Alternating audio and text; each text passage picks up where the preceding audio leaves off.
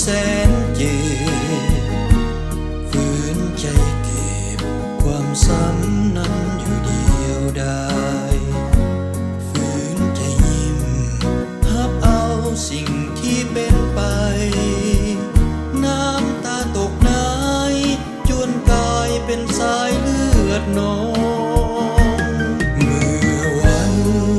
งานเลี้ยงน้องเขาวิวาอายก้มหน้ายอมมาเสริมประตูทองอายบอกกล้าสบตาแนมเบิ่งหน้าน้อ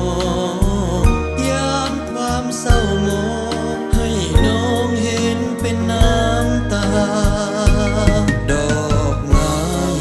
ภาควันกลิ่นหอมเบ่งบานแต่อายนั้นอัดอั้นยามกลิ่นมาลาดอกไม้ภาควันแห่งวันอายคืนวิญญาณคู่ควรนั้นนาควรเป็นอายนั่งเพียงนากลิ่นหอมดอกไม้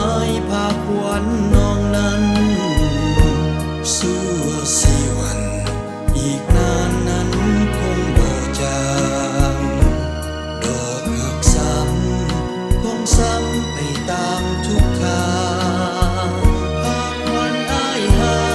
เหลือเพียงซากดอกไม้ตาย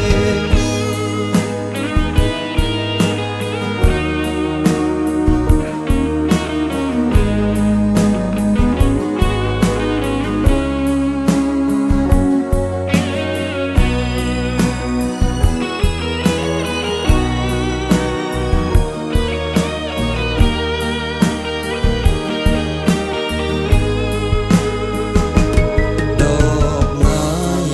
ภาควันกลิ่นหอมเบ่งบานแต่อายนั้นอัดอั้นยามกลิ่นมาลาดอกไม้ภาควันแห่งวันอายคืนวิญญาณคู่ควรนั้นนาควรเป็นอายนั่งเพียงนากลิ่นหอมดอกไม้ภาควันน้องนั้นสู้สิวันอีกนานนั้นคงบ่จางดอกหักซ้ำคงซ้ำไปตามทุกทาง